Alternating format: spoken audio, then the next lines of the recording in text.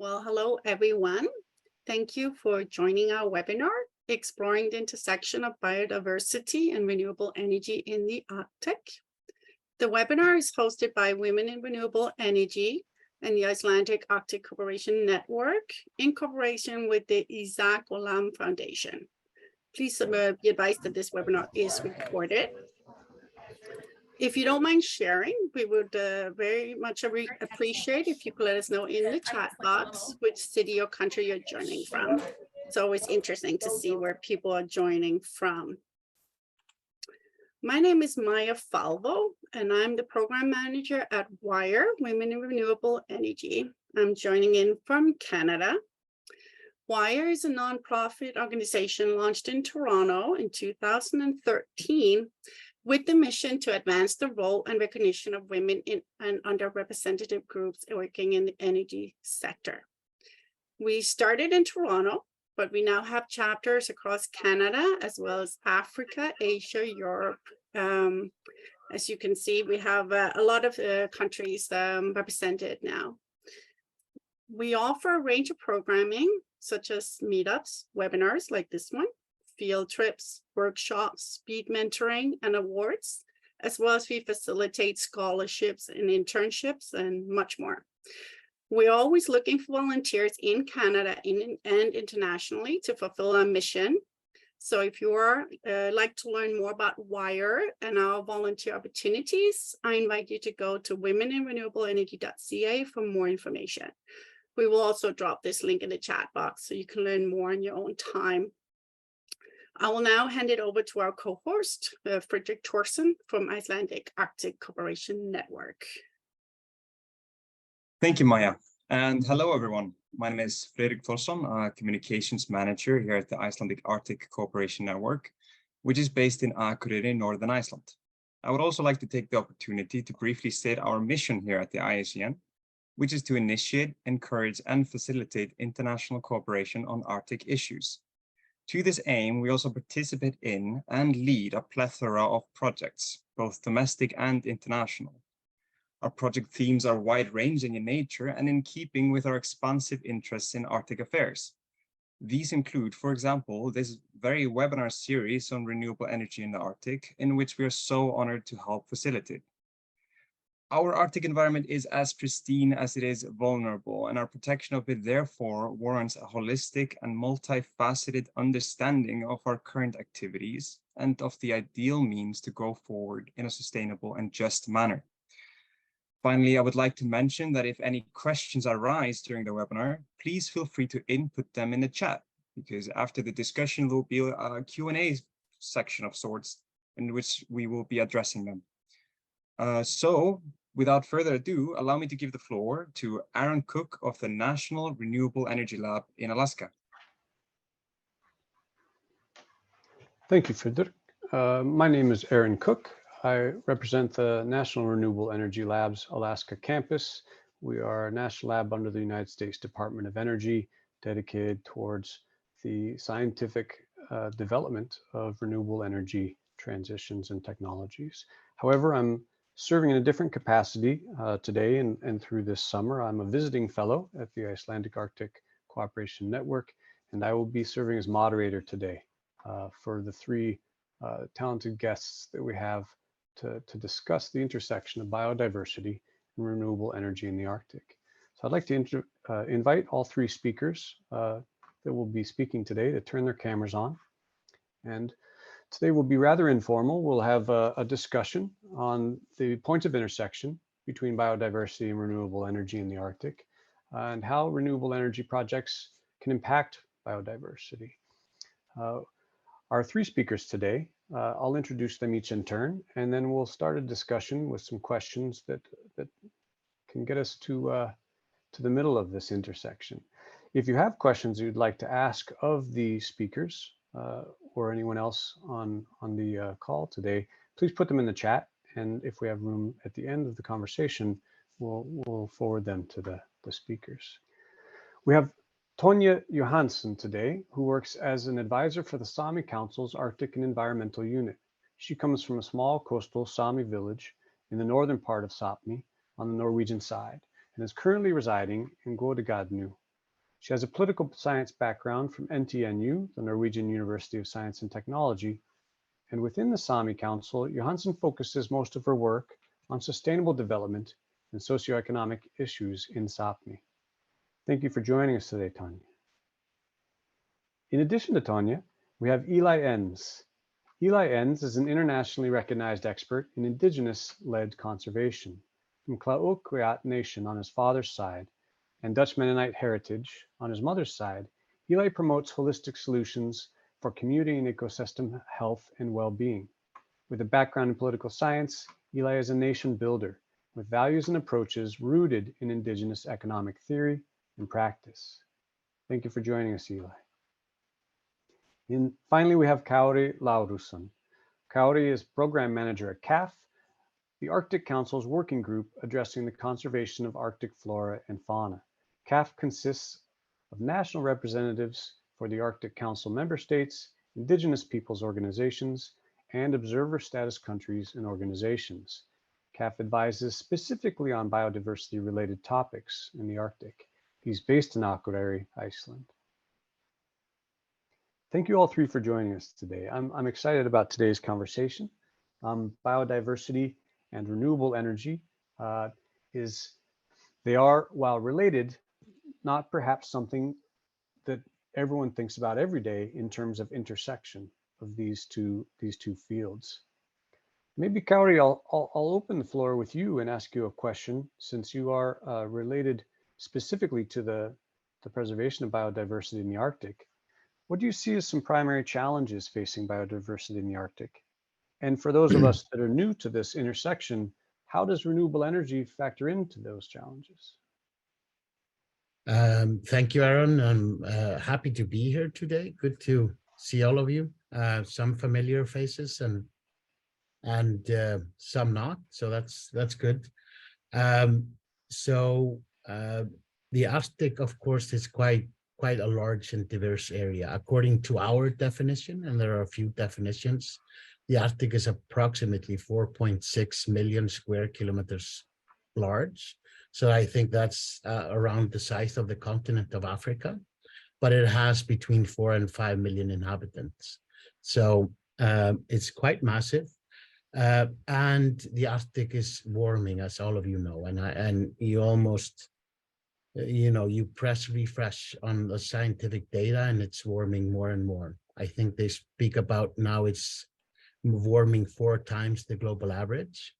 And we are seeing some drastic changes in biodiversity.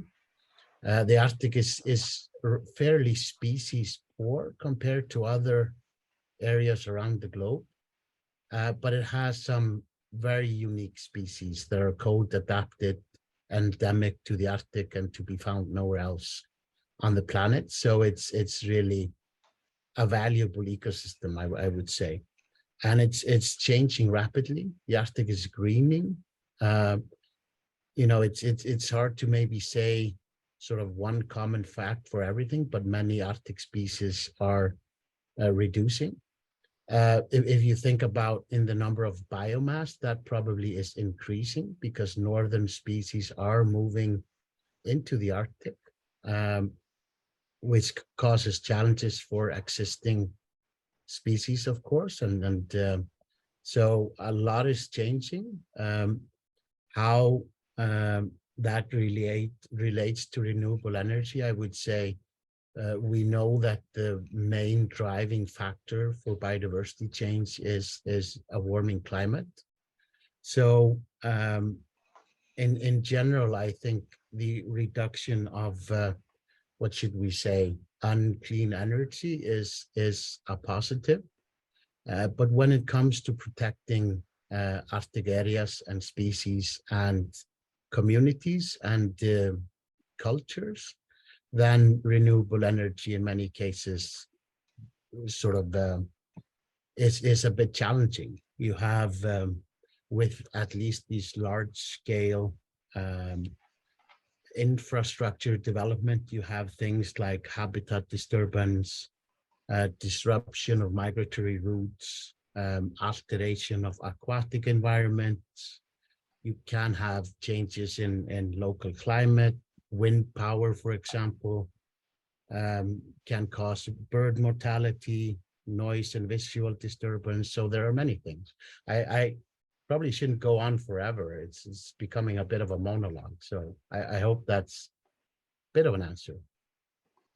I think that is a good answer. And I think it helps frame our discussion today because it talks about this intersection. You know, from one standpoint, I'm hearing what you're saying, that getting off of fossil fuels is a necessity. Renewable energy is a necessity if we are to address our warming climate. However, any large infrastructure project, like you said, will have an impact. And thinking in terms of impact, I think that that's an interesting way of framing the issue.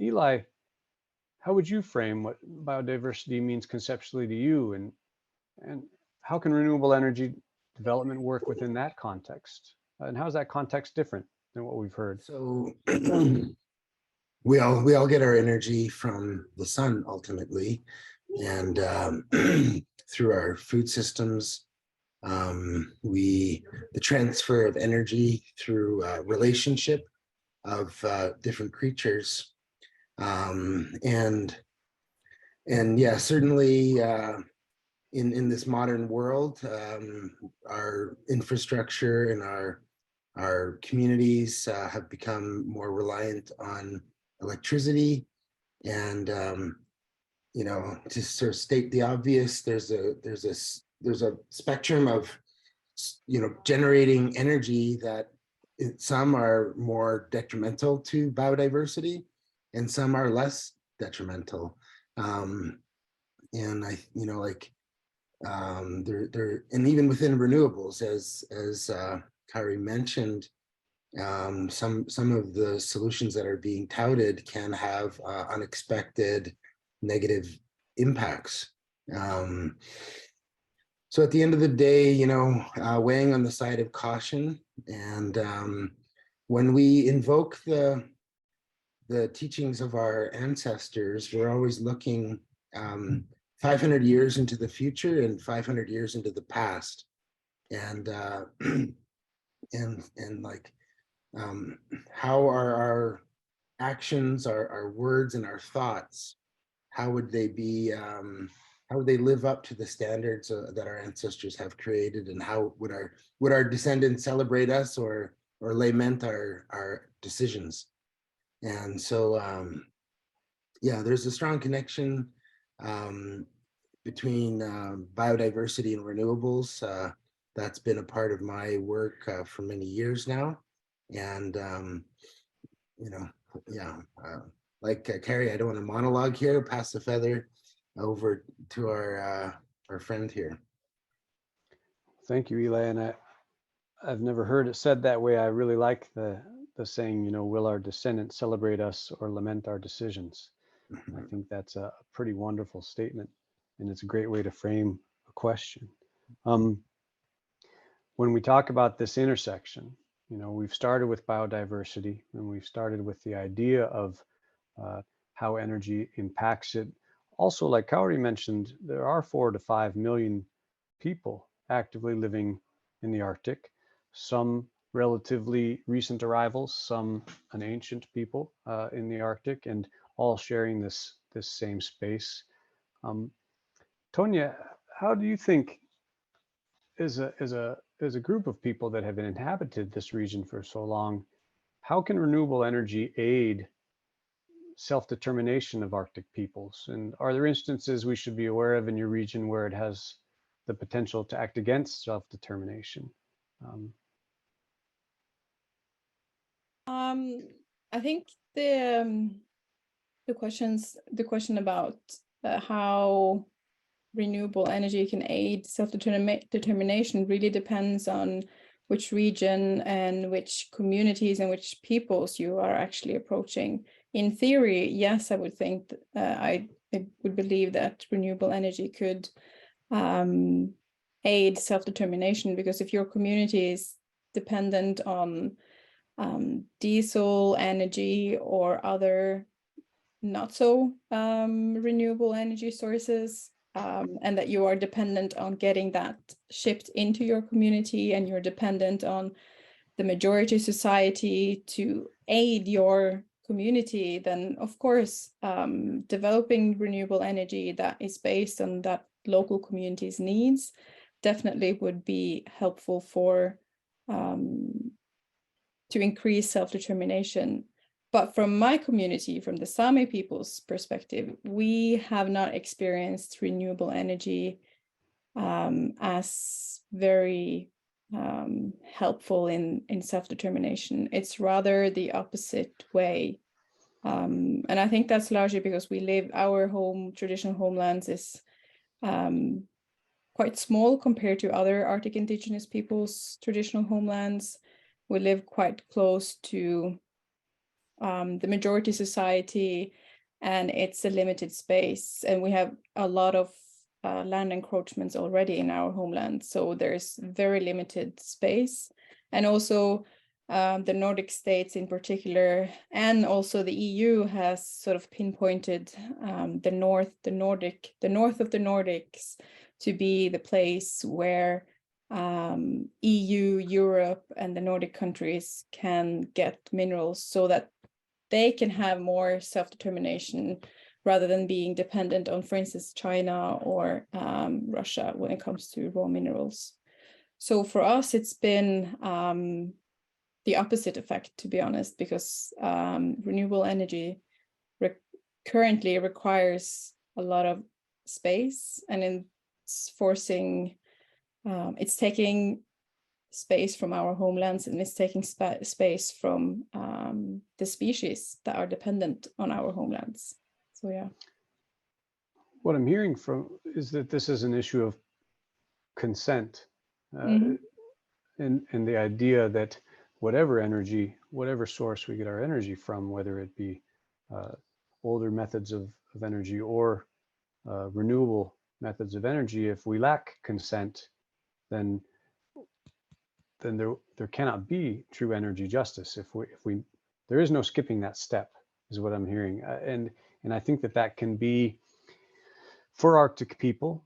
Going back again to Kauri's point about population, the population of the Arctic will probably always be significantly smaller than the temperate region, and so that idea that larger groups of people may have needs that encroach on smaller groups of people, that's an old story. It's an old story in the Arctic. It's an old story outside the Arctic.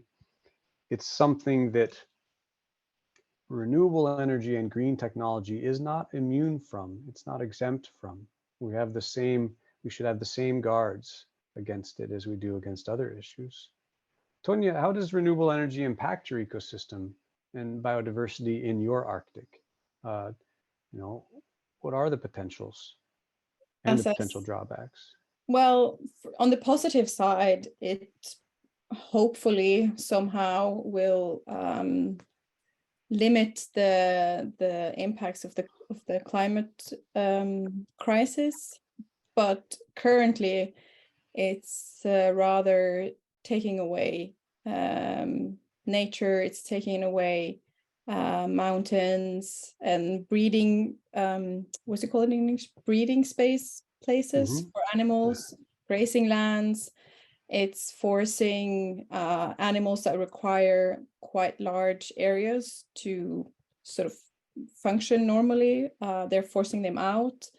And it's in the Nordic countries, it's not that much wild nature left, or that nature that is not touched by humans or by sort of land encroachments such as roads, electrical lines, cabins, and etc. So by taking even those land areas, the few wild nature areas left, is really putting a lot of pressure on the species that are here. And as Kauri said, that Arctic species are getting more competition from more southern species also. So I think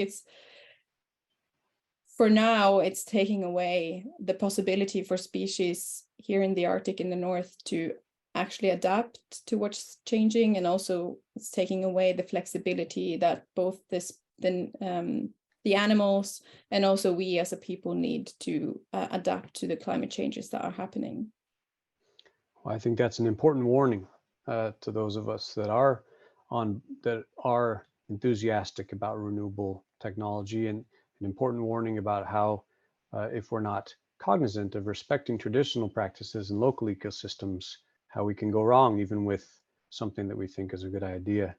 Eli, as a nation builder, can you provide examples of communities or initiatives in your region that are making the switch to renewable energy while still respecting these traditional practices and local ecosystems? Do you have examples of that type of work that you do? Yeah, for sure. Between 2005 and 2012, I worked directly for my own First Nation, Tlaoquiet First Nation. And during that time, we forwarded a sort of tandem process of community development and ecosystem governance in what we call tribal parks. So on the demand side, with we repatriated 86 hectares of land from a Canadian national park, which was it was created without the consent and to the great detriment of our peoples, interfering with our relationship to the land. And at the time, it was 1970 is when this park was created. Racism was very much ruling the day. And so the park itself was a great imposition on our peoples, not only the hunting practices, but gathering medicines and even our freedom of mobility within our homelands. Anyways, so we repatriated 86 hectares of land from this national park reserve, and we had express intention to design and develop this new community in a way that was consistent with the teachings of our ancestors, and also utilizing the best of modern day technology and science. And so this eventually evolved into what would become known as the Tyastanis Equilibrium Community Initiative. And so we built a near surface geothermal system to replace sort of outdated and inefficient space heating technologies for our homes. And at the same time, at the ecosystem level, we forwarded a watershed planning process, which resulted in the Ha'ukimin Tribal Park. And the provincial government of British Columbia and the government of Canada, their sort of modus operandi of economic development was focused on primary resource extraction. And it wasn't our ancestors always did primary resource extraction as well, by the way, but we didn't, it wasn't at an industrial scale. So with the current land use plans and jurisdictional designations within the area of the Ha'ukimin Tribal Park, it was all about industrial forestry and industrial mining.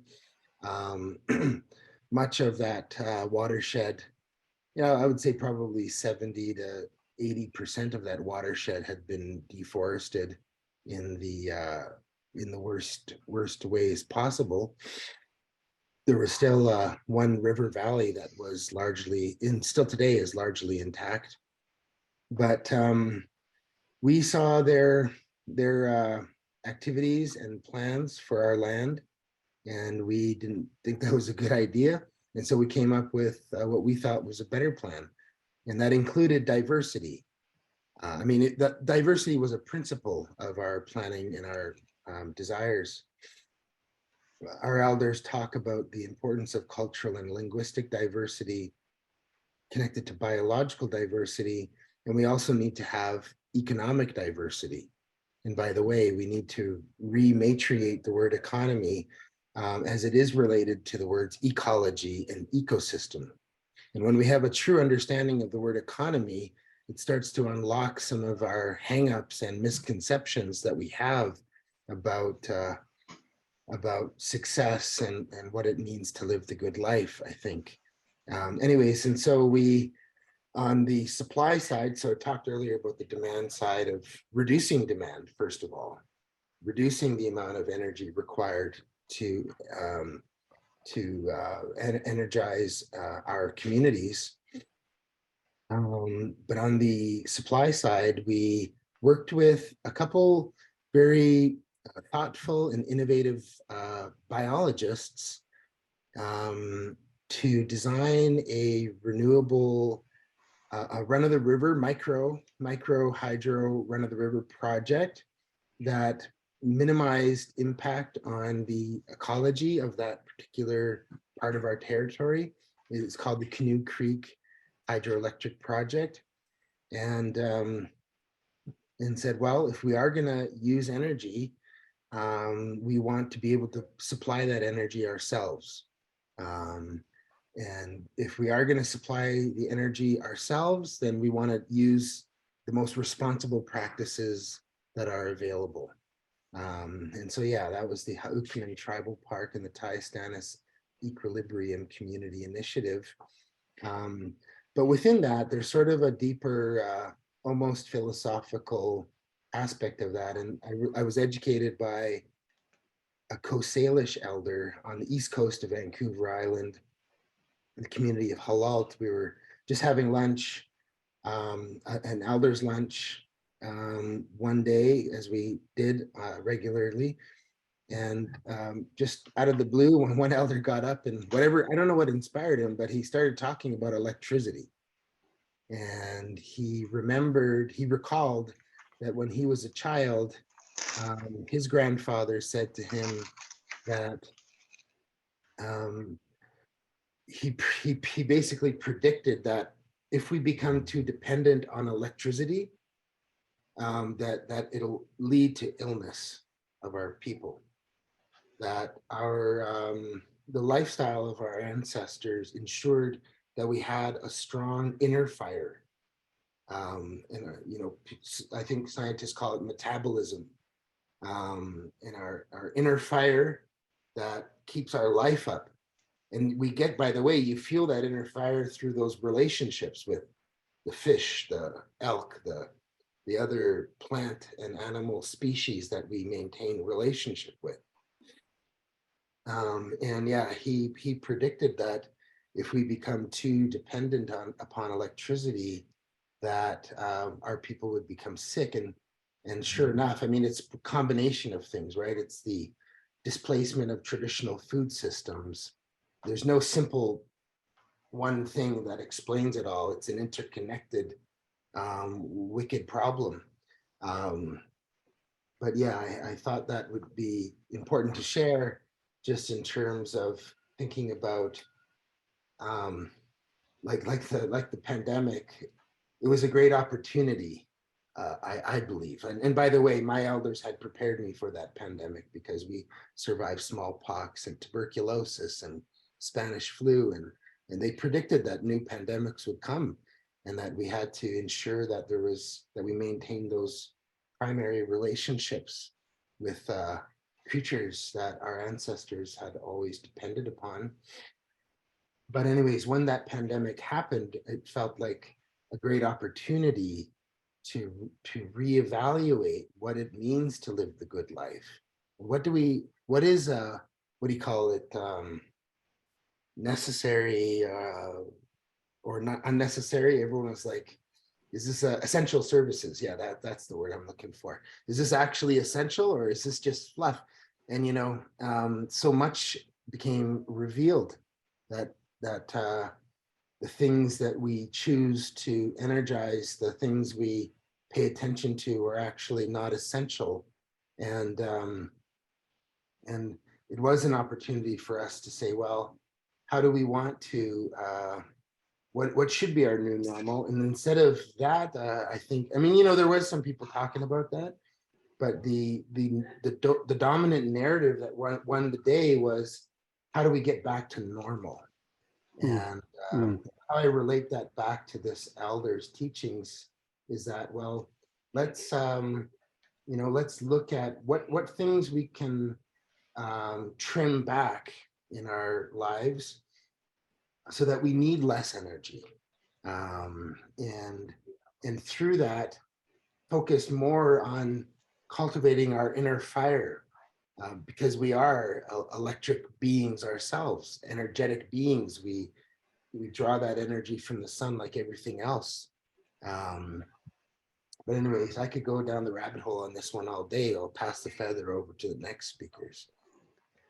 Well, I think that's an important set of lessons to digest, Eli, and thanks for sharing not only your perspective, but also the wisdom that you've gathered from your elders that we're able to hear through you. I think, when we talk in an engineering sense, when we talk in a technological sense, and we talk about energy, we almost never talk about how much energy we should have. As an engineer or an architect or a designer of energy systems, we're always trying to meet a demand, but we don't often talk about what demand is reasonable.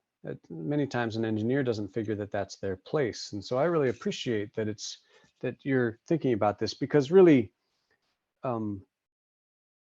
if we continue on a path where we try and engineer solutions to create an energy supply, but when we create that supply, we're assuming that the energy demand is, for all intents and purposes, infinite, then an infinite demand, trying to meet an infinite demand with our supply, it can absolutely be guaranteed to destroy biodiversity. It's not just fossil fuels that are the reason we're in the mess we're in. It's this idea of unlimited demand for power and for energy.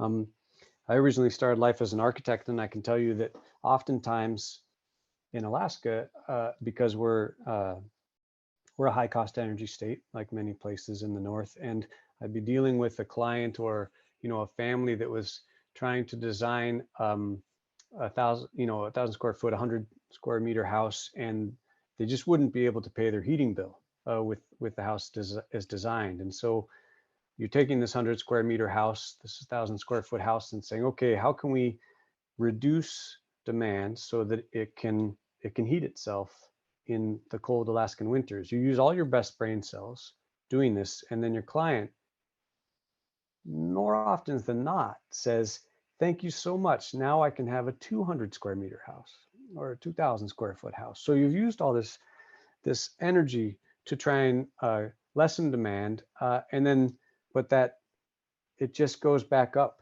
Well, now I get a bigger house if I have a higher insulation value. The question of how much energy we need, and will we always need to reduce our demand, or is renewable energy just going to eliminate that need to reduce demand? This is an interesting discussion anywhere, but in the Arctic, where we live in a fragile physical environment and a hard physical environment, the Arctic is a hard place to engineer, and it's a wonderful place to live and a hard place to live at the same time. This idea of demand, we can't lose sight of it, and I like the way that you phrase that. I also like the way that you phrase that your ancestors did primary resource extraction, but it wasn't at the industrial scale. And so if you provide your own energy for yourself, you're more likely to be doing it at the scale that your community needs, your nation needs, which means that it's more likely, going back to Tonya's point, going to aid self-determination. If you're providing excess industrial energy for someone else, it could just as easily detract from self-determination. And I think that's an important thing for us to be able to say openly. I mean, in the end, I'm not an expert on Arctic biodiversity. I come from an engineering background. I'm interested in, CAF's role in safeguarding biodiversity in the Arctic. Kauri, one of CAF's key recommendations in their Arctic biodiversity assessment is the importance of mainstreaming biodiversity in project development. What does that mean when, let's say I'm coming new to this idea of mainstreaming biodiversity in project development? What does that look like in the Arctic? And how does CAF advise on that? So in 2013, the CAF released the Arctic Biodiversity Assessment, which is the first overall assessment of the status of Arctic biodiversity and really an overview what is there. So I think it's important to highlight that, you know, in many ways, we have very little knowledge about Arctic biodiversity. It's such a vast area and monitoring and research is relatively limited.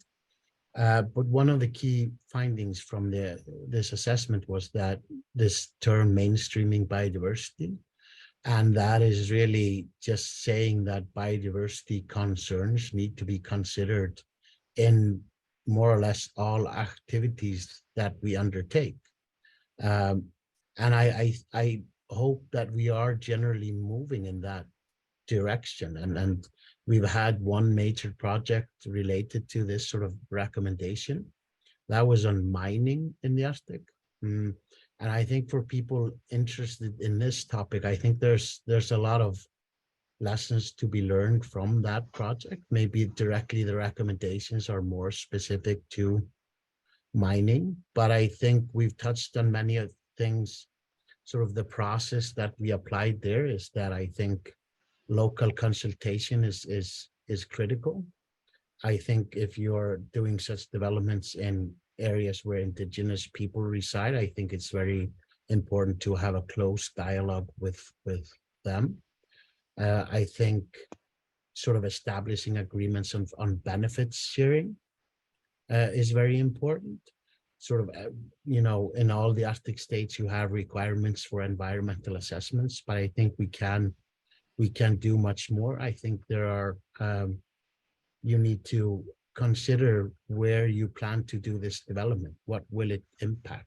What kind of, you know, is it migratory routes? Can you work around that through just how you run your operations? It's also, I think, and I know across the Arctic, these things are to some extent happening where maybe certain areas aren't used during breeding season or things like that. So I think there's a lot more work to be done on this because, well, I think it's, when you think about conservation, it's always tricky because these are, you know, these are people's homes and they have the right to development and use their resources. But at the same time, I think in the Arctic, there's a history of just, you know, resources flowing out of the Arctic. So I think I very much welcome this discussion and the points that Tanya and Eli have touched upon is, you know, I think it's very important to consider for what are you producing this energy? You know, how much do we need? Because I think if you think about it directly just from the point of protecting biodiversity, I think with, you know, even if you utilize all the clean energy available in the Arctic, which would have drastic effects on Arctic biodiversity, then the feedback loop is so long is that, you know, Arctic biodiversity would probably not benefit from that. It'll take us years to get down sort of the emissions targets.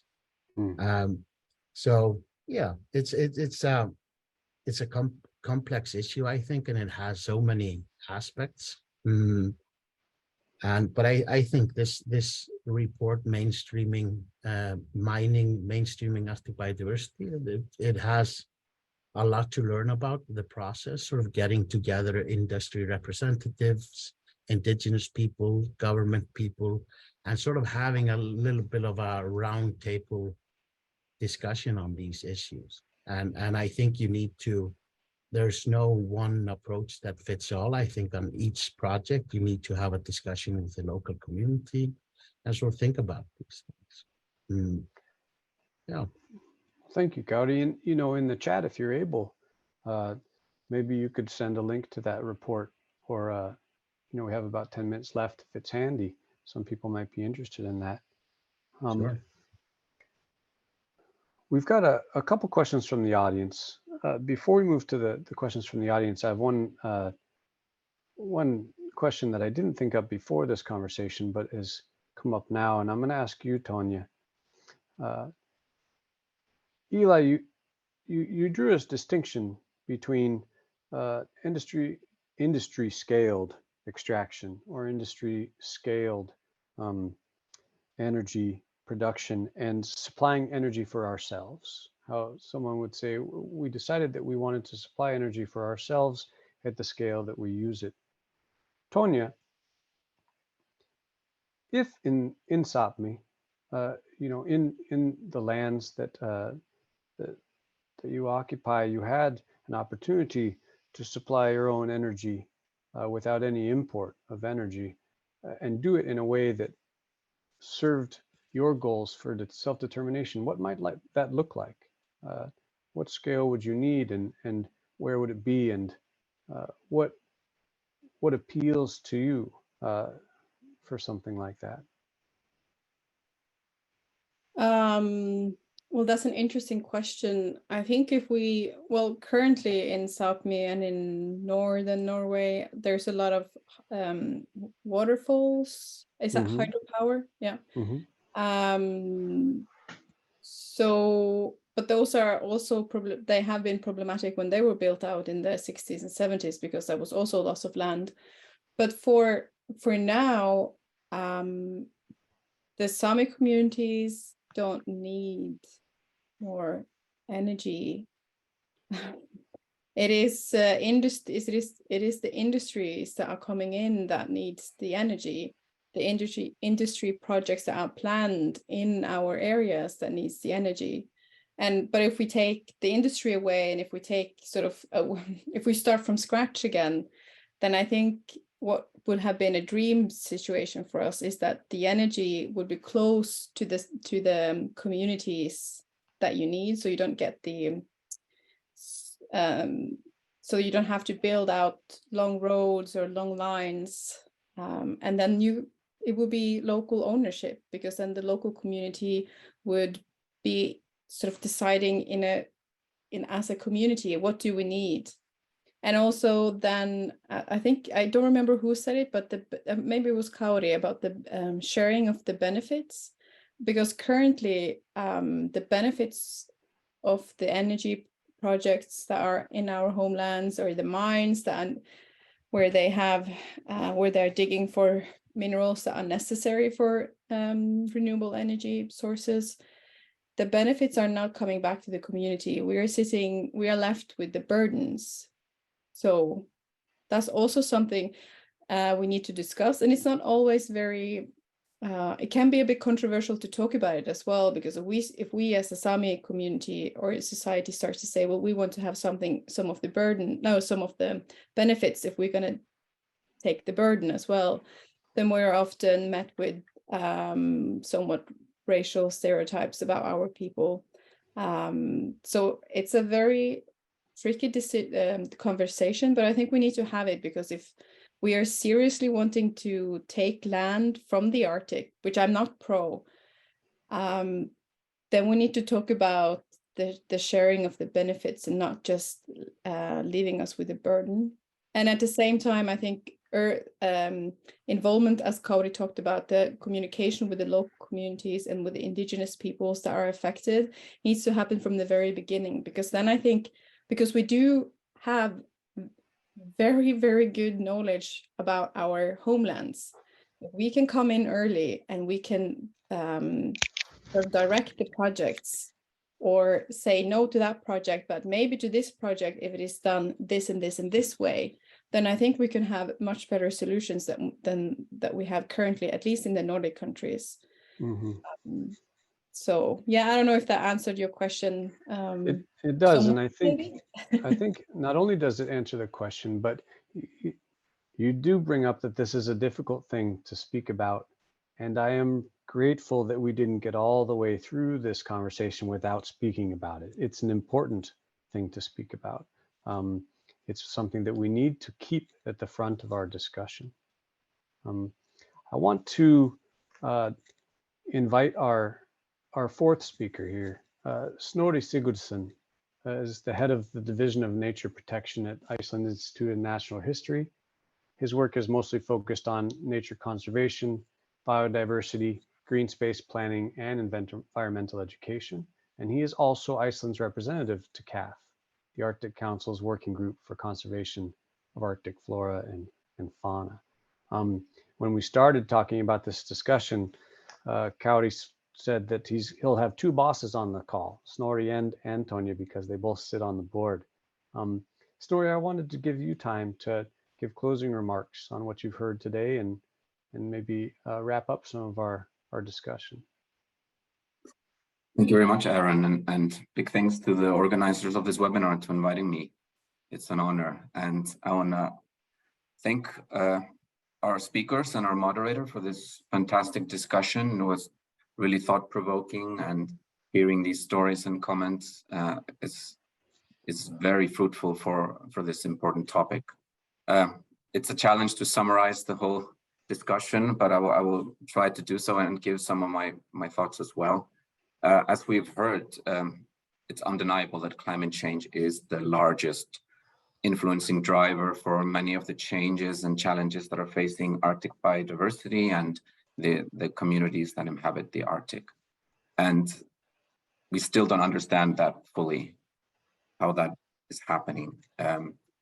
So obviously renewable energy is an absolutely crucial element in our goal to revert and mitigate climate change and its negative impact in general. But it's a challenge to implement these projects in the Arctic environment.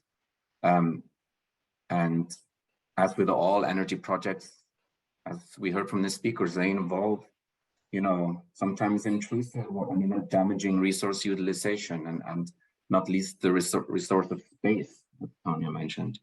And there's the building of infrastructure and other elements, and this can be a threat to the local biodiversity in some cases, even a serious one, particularly if ignored and overlooked.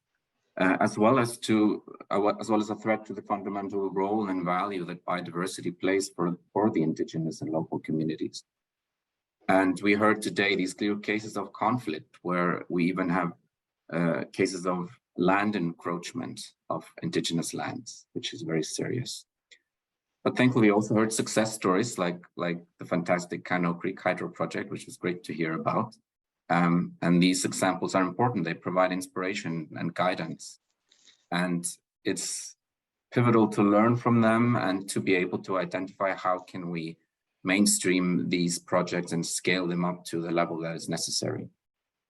So it's no surprise that the caution was mentioned when we addressed and approached this topic today. And I think caution in general can maybe best be executed with good planning, careful, rigorous, and inclusive planning of any kind of project that has to do with renewable energy in the Arctic. To be able to identify, mitigate, and even compensate for any potential negative effects, but also to be able to identify various benefits and alignments with other relevant issues in the areas where these projects might take place. And it's particularly important, of course, at the local scale, I would say. And we know these are urgent global issues that we're talking about, and we need to tackle them quickly, but we cannot rush and cut corners. We have to be careful, and because mistakes can be quite costly. There's too much at stake for that, I would say. And any proper planning requires a solid knowledge base, as was mentioned here today, and we need to find this crucial balance of how can we implement renewable energy solutions while also protecting biodiversity. There are going to be conflicts that need to be addressed. And the knowledge bases that we make our decisions from, it needs to be strengthened and it needs to be diversified.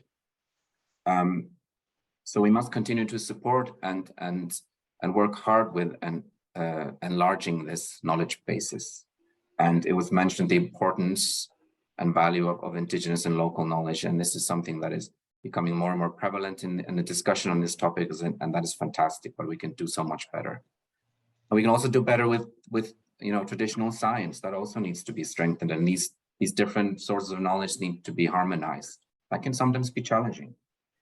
And every relevant action must be guided by justice and equality, and with real emphasis on sharing benefits. I think that's pivotal.